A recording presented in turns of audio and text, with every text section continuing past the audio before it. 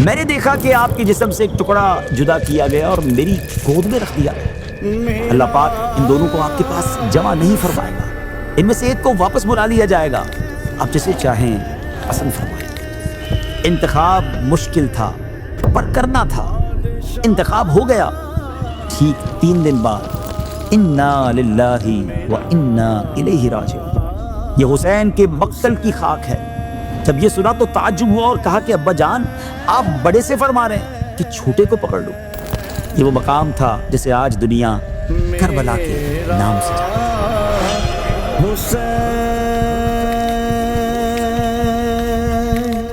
السلام علیکم ورحمۃ اللہ وبرکاتہ۔ ناظرین، ہر سال جب بھی محرم شریف کا چاند نظر آتا ہے تو صرف ایک نیا مہینہ ہی شروع نہیں ہوتا، بلکہ امت مسلمہ کے دلوں میں ایک عظیم قربانی کی یاد بھی تازہ ہو جاتی ہے۔ عقیدت و احترام سے دل بھر جاتے ہیں اور ذہن کربلا کے اس تپتے ہوئے میدان کی طرف متوجہ ہوتا ہے جہاں تاریخ انسانی کا بہت بڑا واقعہ پیش آیا۔ یہ وہ مہینہ ہے جس میں نبی پاک علیہ السلام کے نواسے، جگر گوشہ بطول، امام عالی مقام حضرت امام حسین رضی اللہ تعالیٰ عنہ نے اپنے اہل بیت اور جانثار ساتھیوں کے ساتھ حق کی خاطر وہ ابدی فتح حاصل کی کہ قیامت تک باطل کے ایوان لرزتے رہیں گے اور حق کا پرچم لہراتا رہے گا۔ محرم کا چاند نظر آتے ہی مدینے والے کے پیارے لاڈلے یاد آتے ہیں، وہی پیارے حسین جنہیں نبی پاک علیہ السلام سینے سے لگاتے تھے اور جن کے بارے میں یہاں تک فرمایا حسین مجھ سے ہیں اور میں حسین سے ہوں۔ مگر افسوس اسی جسم کے ٹکڑے کو کربلا کی تپتی ریت پر 3 دن کا پیاسا شہید کر دیا گیا۔ انمول ہے جہاں میں شہادت حسین کی۔ محرم ہمیں صبر، وفا اور قربانی کا درس دیتا ہے کہ حق کی خاطر سر کٹایا تو جا سکتا ہے مگر باطل کے سامنے جھکایا نہیں جا سکتا۔ ناظرین، آج سے ہم اسی قربانی، اسی صبر اور اسی عظیم داستان وفا کو ڈیٹیل کے ساتھ سننے جا رہے ہیں۔ ایک ایسی داستان جسے سن کر دل تڑپ اٹھتے ہیں، آنکھیں اشکبار ہو جاتی ہیں اور روح کانپ جاتی ہے۔ یہ صرف ہسٹری کا ایک واقعہ نہیں بلکہ حق اور باطل کے درمیان وہ مارکا ہے جسے جتنا سنا جائے دل اتنا ہی بے چین ہو جاتا ہے۔ ناظرین، آج سے شروع کرتے ہیں ویب سیریز جس کا نام ہے داستان کربلا۔ حضرت عباس رضی اللہ تعالیٰ عنہ کی زوجہ حضرت ام الفضل بنت حارث رضی اللہ تعالیٰ عنہ نہایت پریشانی کی حالت میں بارگاہ رسالت صلی اللہ علیہ وسلم میں حاضر ہوتی ہیں اور عرض کرتی ہیں، یا رسول اللہ صلی اللہ تعالیٰ علیہ وسلم، آج میں نے ایک ایسا خواب دیکھا ہے جس نے مجھے بے چین کر دیا ہے۔ نبی پاک علیہ السلام نے نہایت شفقت سے فرمایا، بتاؤ کیا دیکھا؟ حضرت ام الفضل رضی اللہ تعالیٰ عنہ عرض کرتی ہیں، یا رسول اللہ علیہ السلام، خواب بہت سخت ہے، مجھ میں اسے بیان کرنے کی ہمت نہیں۔ نبی پاک علیہ السلام دوبارہ فرماتے ہیں تو عرض کرتی ہیں، میں نے دیکھا کہ آپ کے جسم مبارک سے ایک ٹکڑا جدا کیا گیا اور میری گود میں رکھ دیا گیا ہے۔ ناظرین، یہ الفاظ سن کر کسی کا بھی دل کانپ جائے، مگر رحمت للعالمین علیہ السلام نے مسکرا کر فرمایا، تم نے بہت اچھا خواب دیکھا ہے، انشاءاللہ فاطمہ کے ہاں ایک بیٹا پیدا ہوگا اور وہ تمہاری گود میں دیا جائے گا رضی اللہ تعالی عنہ۔ اس واقعے کے کچھ ہی عرصے بعد مدینہ منورہ کی فضاؤں میں خوشی اتر آئی، جنت کے پھول کی آمد ہوئی اور امام عالی مقام حضرت امام حسین رضی اللہ تعالیٰ عنہ اس دنیا میں تشریف لے آئے۔ پھر حضرت ام الفضل رضی اللہ تعالیٰ عنہ کی گود میں دیے گئے، یوں وہ خواب حقیقت بن گیا۔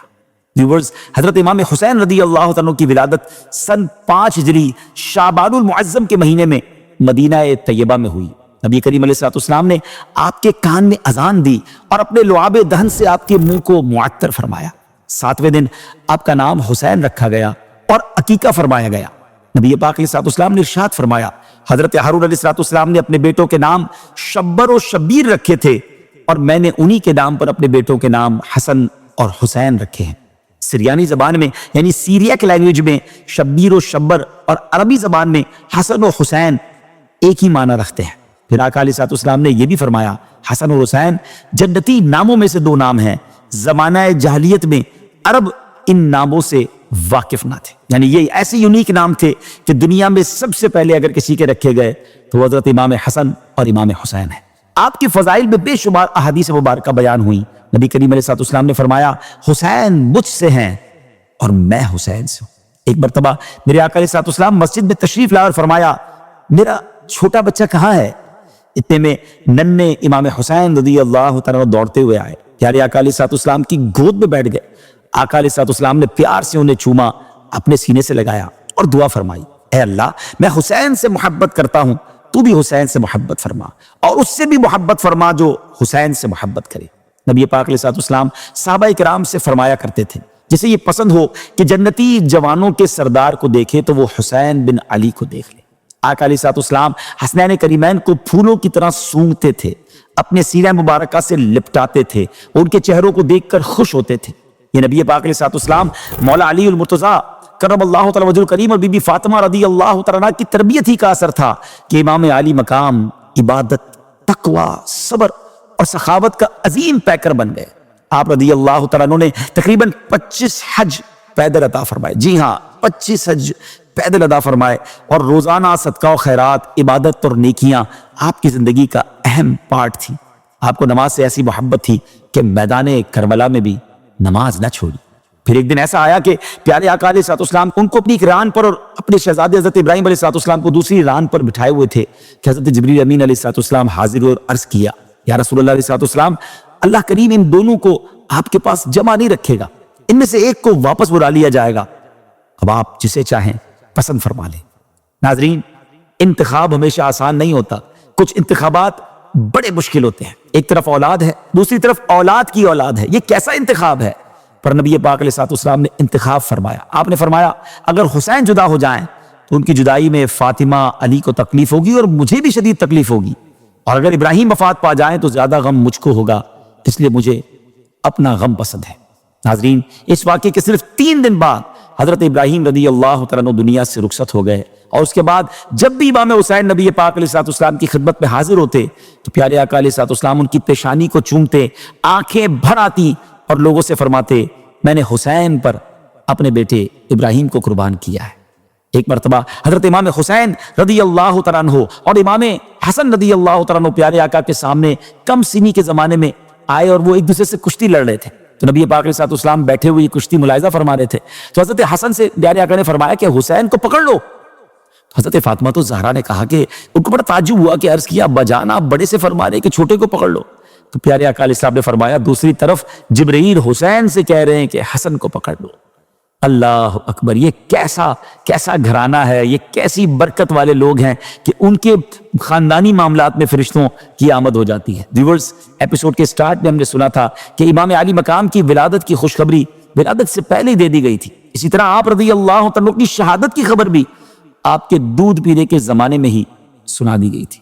جی ہاں، حضرت علی، حضرت فاطمہ الزہرا اور دیگر صحابہ کرام علیہم الرضوان اور اہل بیت کے جانثار سبھی لوگ آپ کے زمانہ شیر خارگی ہی میں جان گئے تھے کہ نبی پاک علیہ الصلوۃ والسلام کا یہ لال ظلم و ستم کے ہاتھوں شہید کیا جائے گا، اور اس کا خون نہایت بے دردی کے ساتھ زمین کربلا میں بہایا جائے گا۔ حضرت عائشہ صدیقہ رضی اللہ تعالیٰ روایت کرتی ہیں کہ نبی پاک صلی اللہ تعالیٰ علیہ وسلم نے فرمایا، جبرائیل نے مجھے خبر دی ہے کہ میرے بعد میرا بیٹا حسین زمین طف میں شہید کیا جائے گا، اور حضرت جبرائیل امین کربلا کی مٹی بھی ساتھ لائے تھے اور فرمایا تھا یہ حسین کے مقتل کی خاک ہے۔ ناظرین، طف کوفہ کے قریب اس مقام کا نام تھا جسے آج دنیا کربلا کے نام سے جانتی ہے۔ اسی طرح کبھی بارش کے فرشتے کے ذریعے خبر دی گئی تو کبھی ام سلمہ رضی اللہ تعالیٰ عنہ کو خاک کربلا دینے اور اس خاک کے خون ہو جانے کو شہادت امام حسین کے سائن قرار دینے کا ذکر ملتا ہے، جس سے معلوم ہوتا ہے کہ نبی پاک علیہ الصلوۃ والسلام کو ان کی شہادت کے بارے میں بار بار اطلاع دی گئی اور آپ نے بھی بارہا اس کا ذکر فرمایا، جس کی وجہ سے حضرت امام حسین رضی اللہ تعالیٰ عنہ کی شہادت کی خبر بچپن سے ہی خوب مشہور ہو چکی تھی۔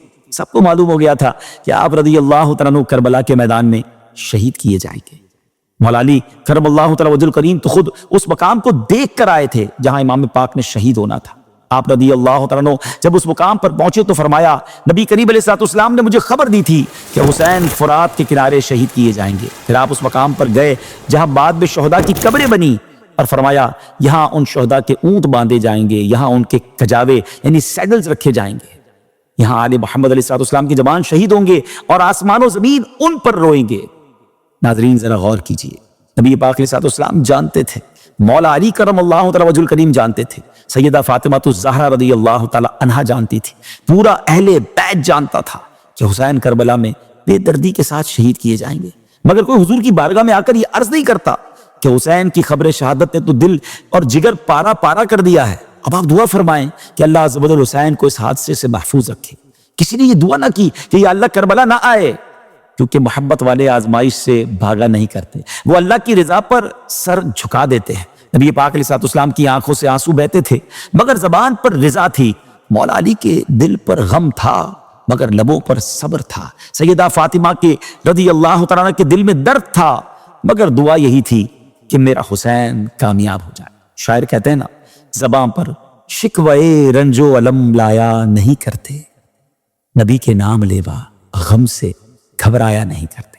اور ناظرین، پھر وہ وقت آیا، کربلا میں سب کچھ چلا گیا، کل گھر اجڑ گئے، خون سے لت پت جسم تڑپتے رہے، ننھے بچے پیاس سے بلبلاتے رہے، ماؤں کے لال خاک پر گرے رہے مگر حسین ہارے نہیں، سر کٹ گیا مگر جھکا نہیں۔ اس لیے آج بھی دنیا کہتی ہے کربلا شکست کا نہیں، حسین کی کامیابی کا نام ہے۔ شاعر کہتے ہیں نا، قتل حسین اصل میں مرگ یزید ہے، اسلام زندہ ہوتا ہے ہر کربلا کے بعد۔ ناظرین، وقت اب اختتام کو پہنچا، اگلے ایپیسوڈ میں ہم بات کریں گے یزید کی کہ یہ بدبخت کون تھا اور امام حسین رضی اللہ تعالیٰ عنہ سے اس کی دشمنی کی اصل وجہ کیا بنی۔ اپنی دعاؤں میں یاد رکھیے گا۔ السلام علیکم ورحمۃ اللہ وبرکاتہ۔ تاریخ کا ایسا دور 60 ہجری جب حاکم بنا فاسق و فاجر، شرابی، بدکار، ظالم یزید۔ سلام یا حسین۔